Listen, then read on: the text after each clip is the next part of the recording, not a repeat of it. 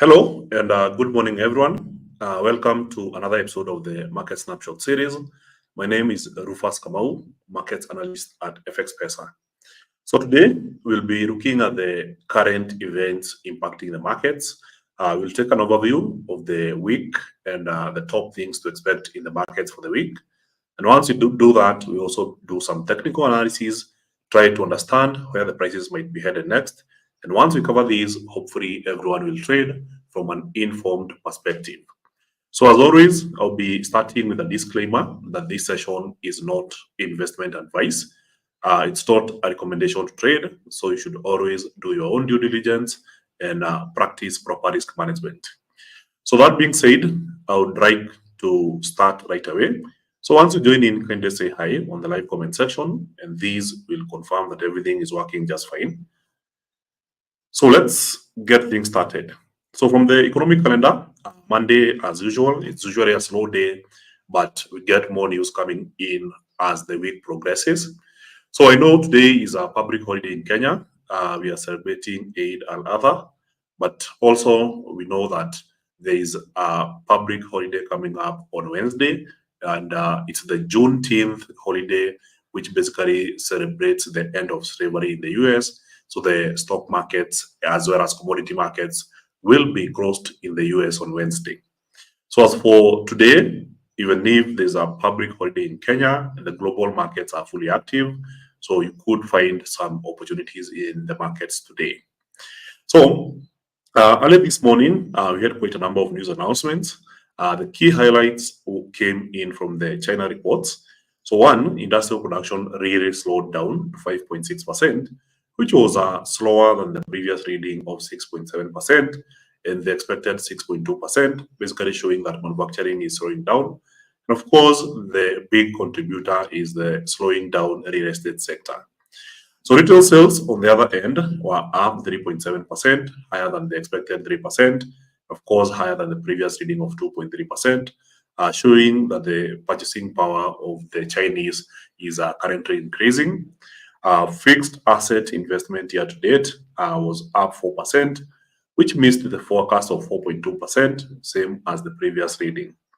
So the unemployment rate in China remained at 5%, same as the previous reading, and same as the expectation. And going forward for the rest of the day, the focus will be on the Empire State Manufacturing Index, which is due at 3:30 p.m. in the afternoon.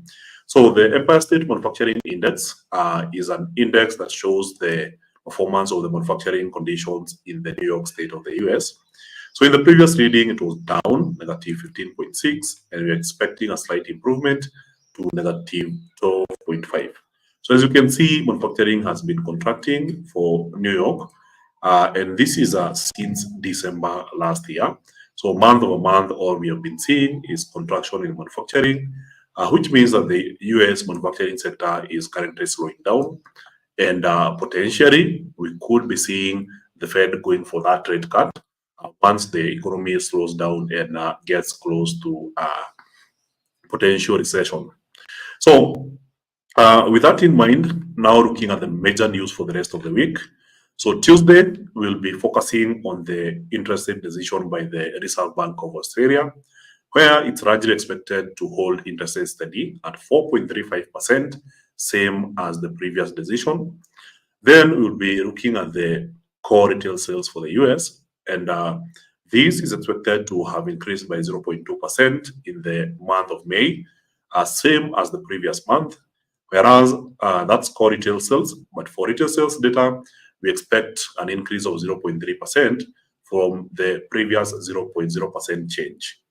So then fast forward to Wednesday, we'll be focusing on UK CPI, which is a measure of inflation. So consumer price index is expected to have increased to 2.0% year over year. So remember, the Bank of England target for interest rates, for inflation is 2%. So in the previous reading, it was 2.3%.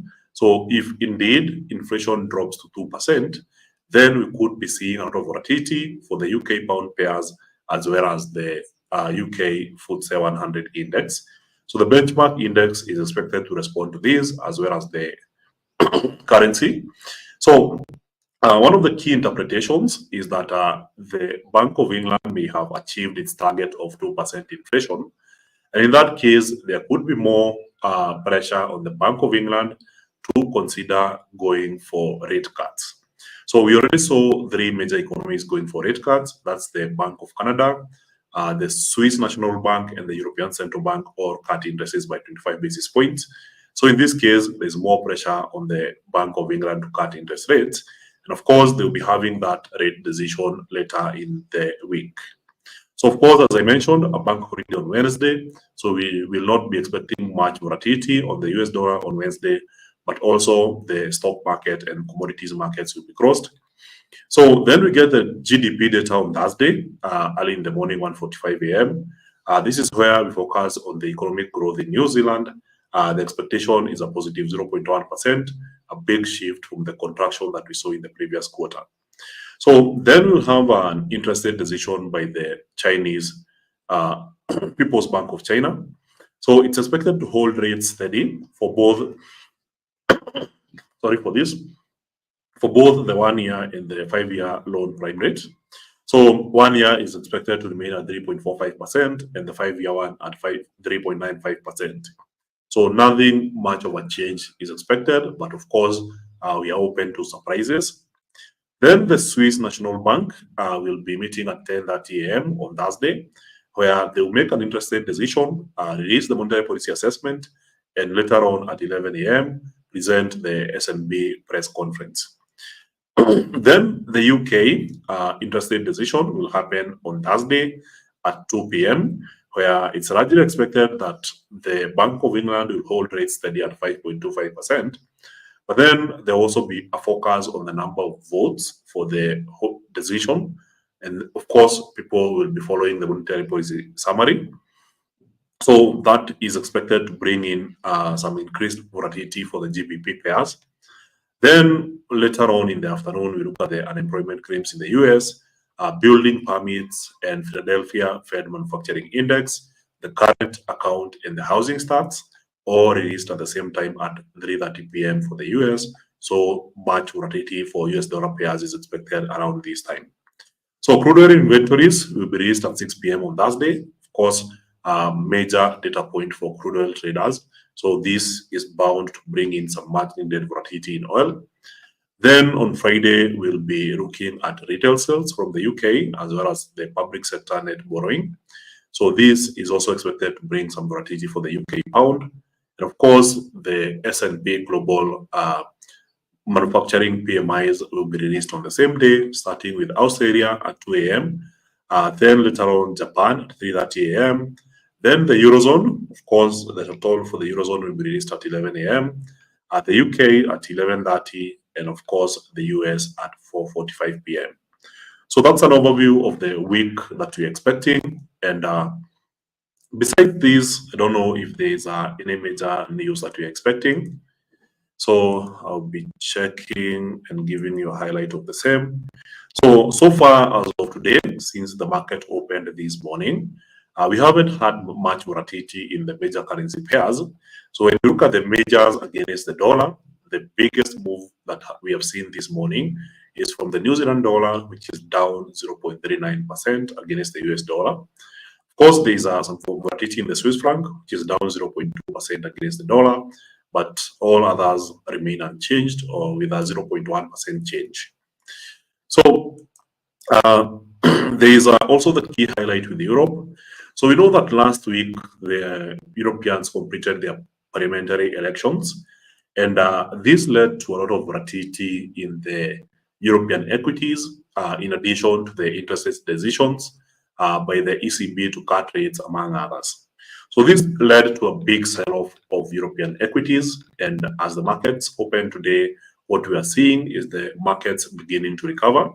So the Eurostock 600, which is a broad-based index, basically estimating the performance of the European stock market or the Eurozone stock market, was up 0.3% at the open after tumbling last week. So the euro posted small moves against the dollar. The yield on benchmark 10-year treasuries ticked up 2 basis points, or the greenback was a little changed. So for those who are new, the greenback is the dollar. So MSCI's Asia Pacific Index fell the most in 2 weeks, with Japanese stocks leading the decline. So yes, there was a huge decline in the Nikkei 225 index at market open.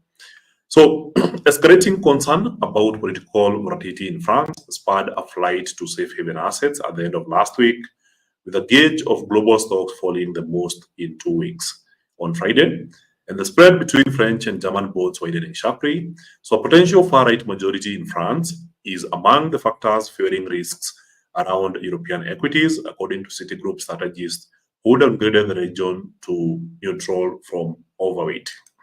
So as we continue, if you have any questions arising from the presentation, feel free to type that in the live comment section on YouTube as well as on Twitter or on X, and I'll be responding to that as we proceed with this presentation. So the investor uncertainty over ballot boxes shows up again, with the last 2 weeks highlighting the risks of volatility, said Bob Savage, head of market strategy and insights at Bank of New York Mellon. So ECB officials see no cause for alarm over the French market turmoil. So what we are seeing today is European markets, stock markets being really strong, making a very strong recovery, and we'll be looking at the charts later in the presentation. And besides that, I think one key highlight I need to drop is that Fed's Kashkari says it's reasonable to predict December rate cuts. So we know that we have been trying to estimate the number of rate cuts that the US Federal Reserve will be doing this year. So we started with 7 at the beginning of the year, dropped it to 5, 3, 2, and now the expectation is down to 1. So we're only expecting 1 rate cut this year. So this is the article here, is on Reuters, but also posted on Yahoo Finance. So Minneapolis Federal Reserve President Neil Kashkari on Sunday said it's a reasonable prediction that the US Central Bank will cut interest rates once this year, waiting until December to do it. So we need to see more evidence to convince us that inflation is well on our way back down to 2%. And this was said by Fed's Kashkari last night. That was on Sunday. So of course, this is pretty positive news for the dollar. So as long as there's an expectation of a delayed rate cut and rates staying higher for longer, then that's a bullish case for the dollar. And if the dollar stays strong, then we're able to capitalize that against other currencies whose central banks are going ahead and cutting interest rates. So that being said, I believe now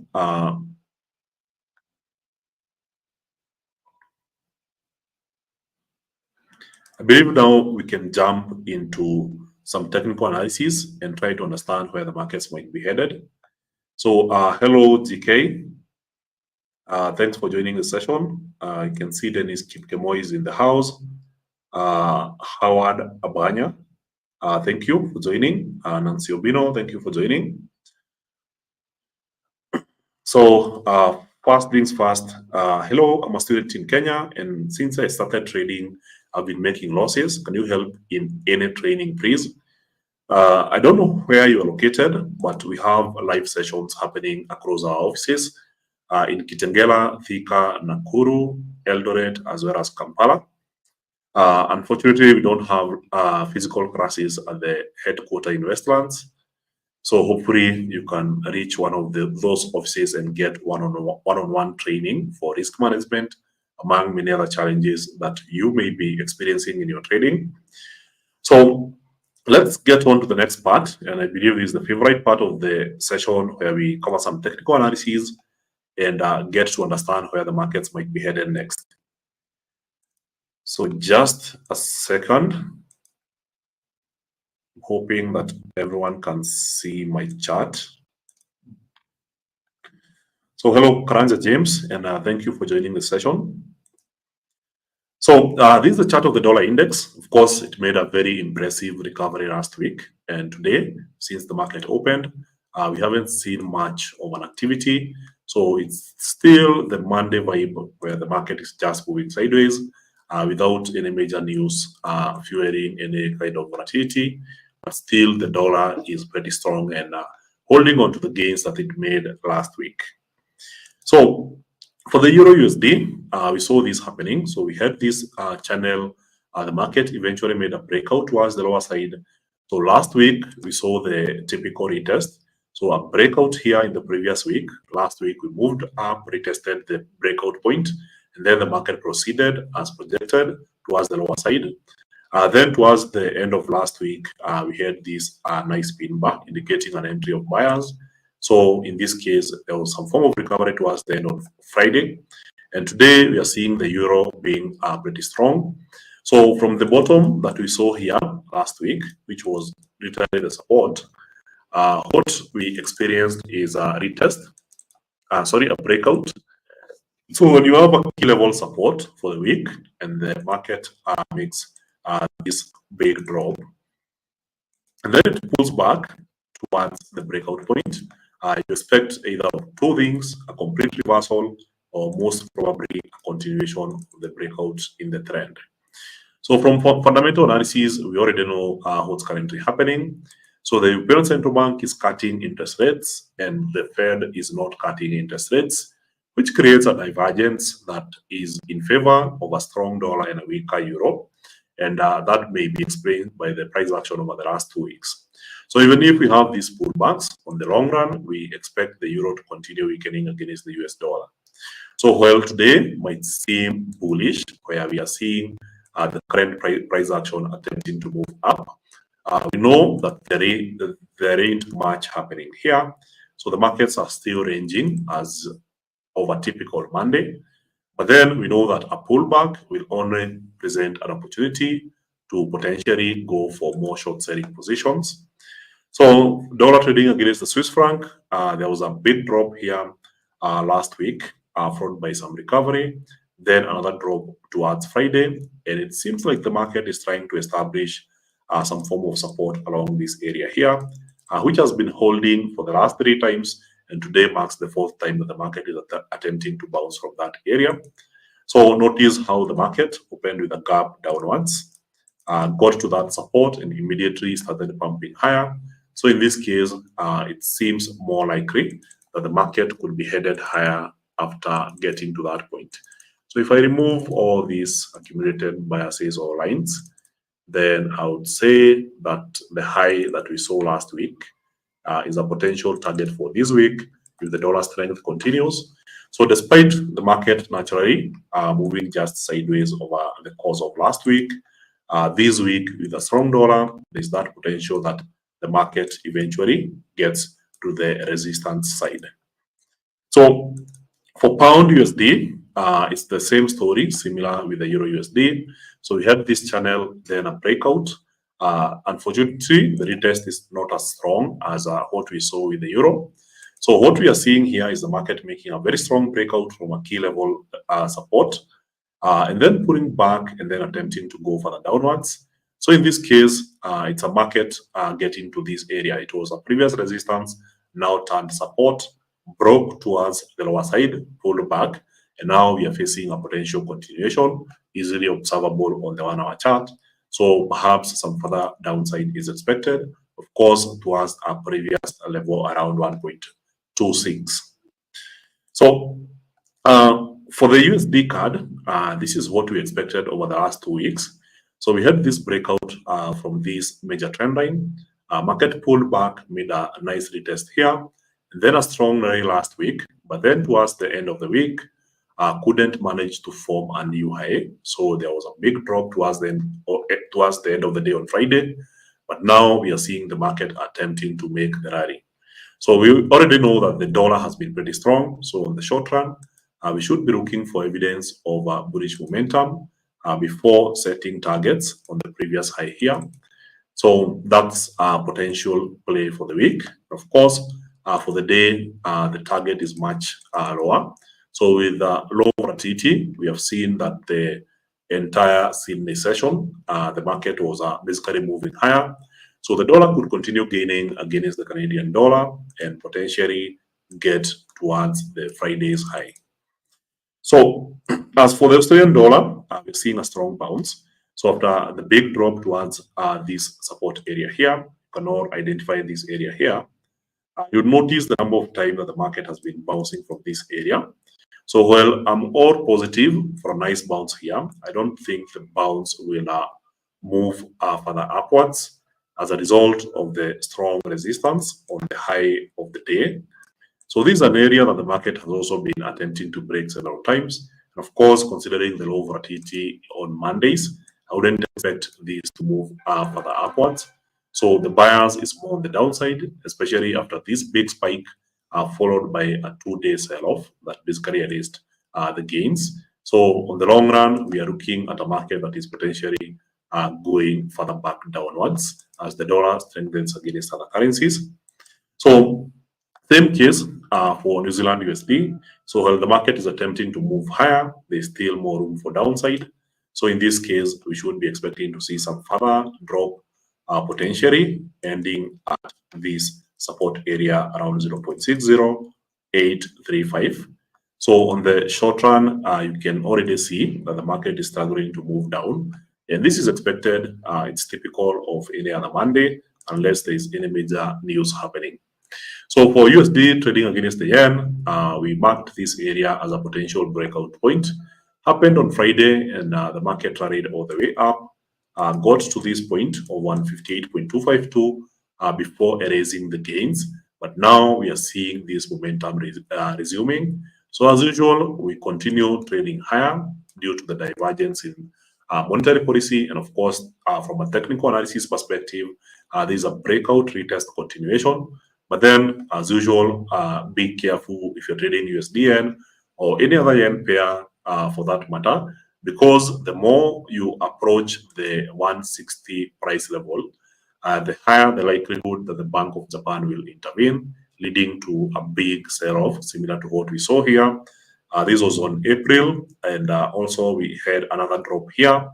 It was in May, I think the 1st of May, we had this big drop. And it could happen again if the Bank of Japan feels like the speculators are driving the yen to be too weak against the dollar.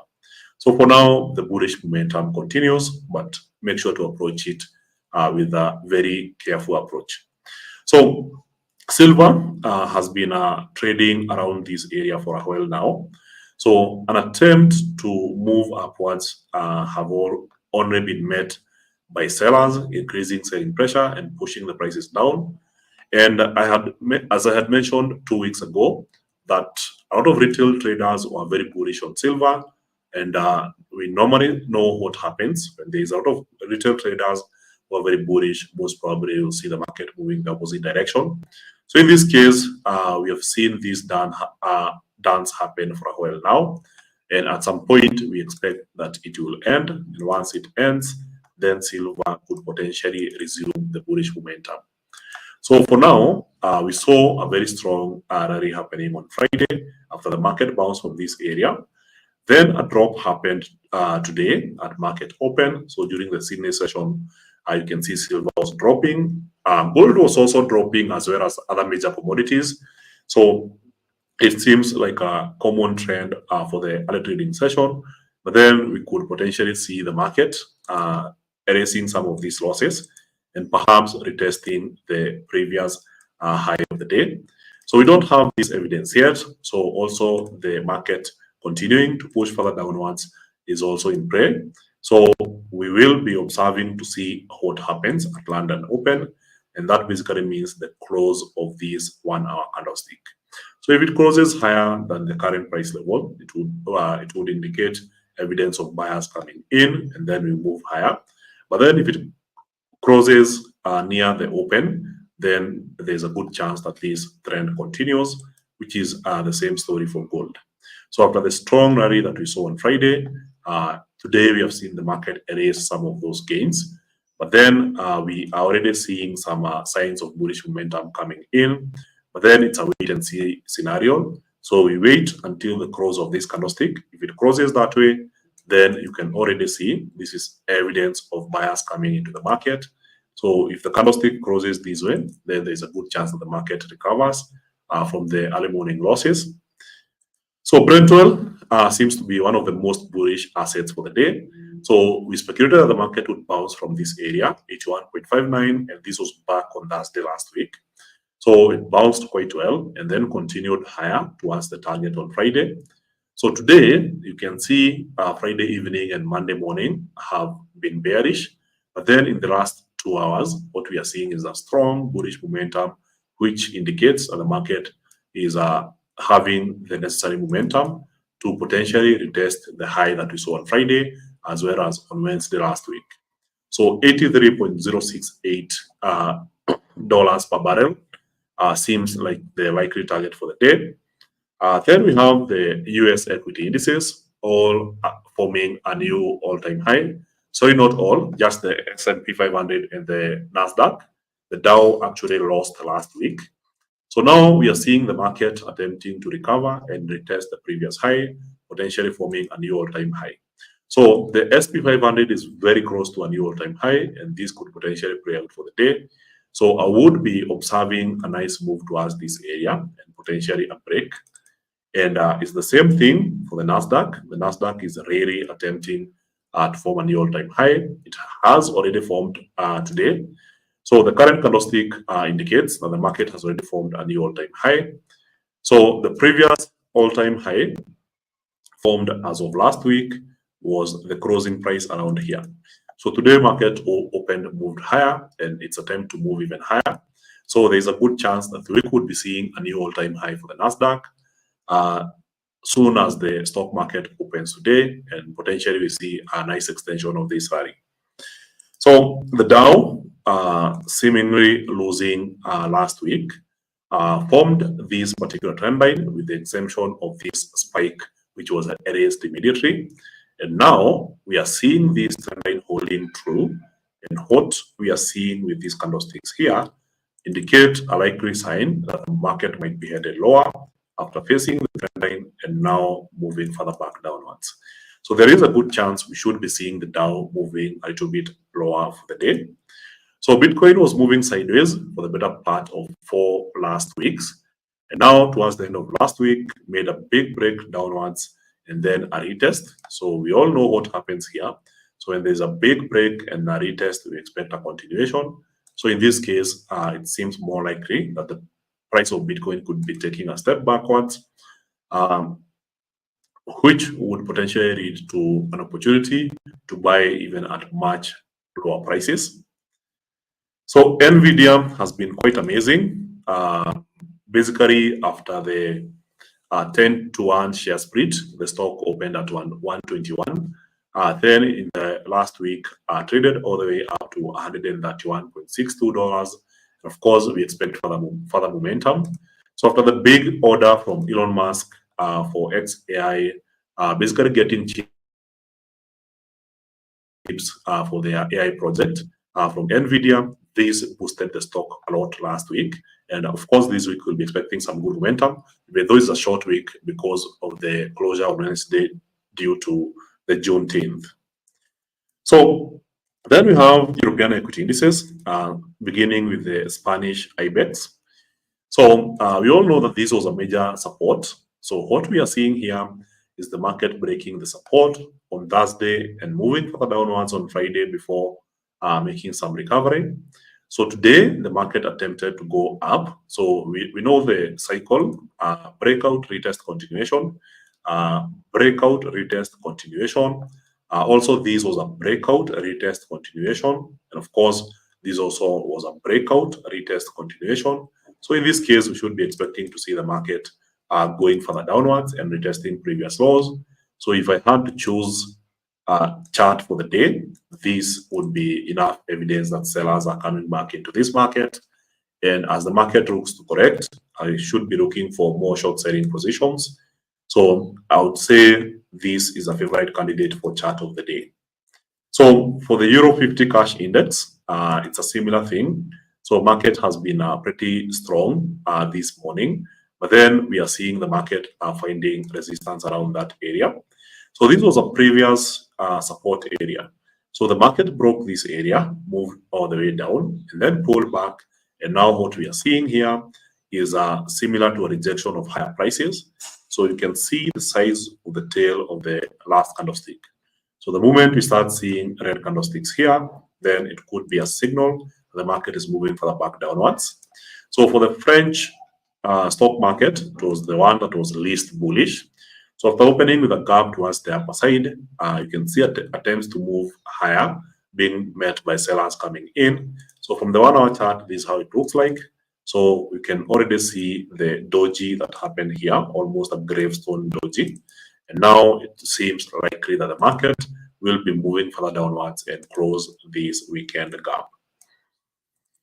So for the FTSE 100 index, the ship has already sailed. Of course, we have this previous low, the low that we saw on Friday. So I expect to see some further bearish momentum extending all the way down to 81.12. Of course, for the DAX, for the German 30 stock market index, we saw the breakout, an attempt to retest here, didn't quite get to the breakout point. So if you go to the 4 hour chart, you can see that the previous resistance area was around this area here. So the market didn't even get close to this.